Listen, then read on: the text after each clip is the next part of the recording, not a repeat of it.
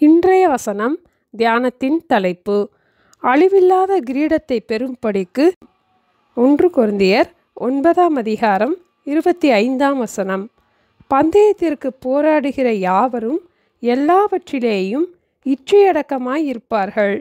அவர்கள் அழிவுள்ள கிரீடத்தை பெறும்படிக்கு அப்படி செய்கிறார்கள்.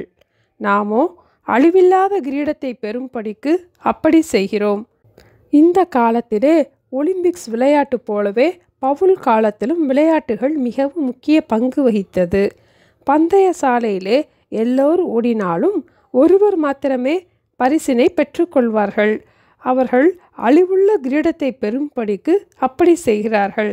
ஆனால் ஆவிக்குரிய பந்தய சாலையில் ஓடுகிற நம் எல்லோருக்கும் கிரீடம் உண்டு. நாம் பெற்றுக்கொள்கிறது அழிவில்லாத கிரீடம். பந்தயத்திற்கு போகிறவர்கள் முதலாவது பயிற்சி எடுப்பார்கள். பயிற்சி செய்வதற்கு தினமும் முயற்சியும் எடுப்பார்கள். ஒரு நாள் பந்தயத்திற்கு பல நாட்கள், பல மாதங்கள், பல வருடங்கள் கூட பயிற்சி தேவைப்படும். அதிலே முக்கியமான ஒரு பயிற்சி இச்சையடக்கம், செல்ஃப் கண்ட்ரோல் என்று ஆங்கில வேதாகமத்திலே நாம் வாசிக்கிறோம்.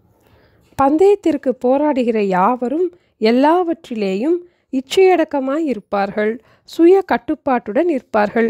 இதை எளிதிலே விளங்கிக் கொள்வதற்கு ஒரு உதாரணத்தை நாம் பார்ப்போம். சிங்கம் காட்டிற்கு ராஜா. ஏனென்றால் அது யாருக்கும் பயப்படாது. சிங்கம் கர்ஜிக்கும் போது காட்டில் உள்ள எல்லா விலங்குகளும் பயப்படும்.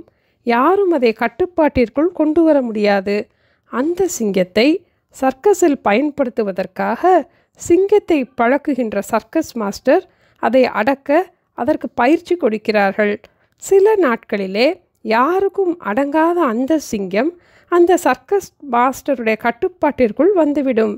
கலாத்தியர் 5:22-23 இச்சையடக்கம் ஆவியின் கனிகளில் ஒன்றாகும்.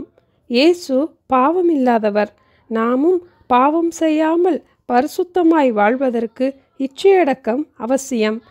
பரிசுத்தமாய் வாழ்வதற்கு நாம் ஒவ்வொரு நாளும் வேதத்தை வாசித்து ஜெபித்து நாம் பிரயாசப்படுவோம்.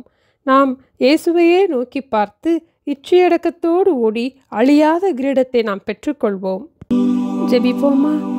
எங்கள் அன்பின் ஆண்டவரே, அழியாத கிரீடத்தை எங்களுக்கு வாக்குப்பணி இருப்பதற்காக ஸ்தோத்திரம் அப்பா.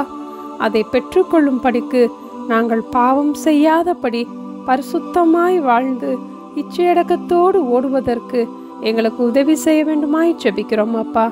ஒவ்வொரு நாளும் நாங்கள் இச்சையடக்கத்தோடு ஓடுவதற்காக வேதத்தை வாசிக்க ஜெபிக்க ஆண்டவரை நாங்கள் பிரயாசப்பட எங்களுக்கு உதவி செய்ய வேண்டுமாய் இயேசுவின் நாமத்தில் ஜெபிக்கிறோம் பிதாவே. ஆமேன். Thank you. Have a blessed day.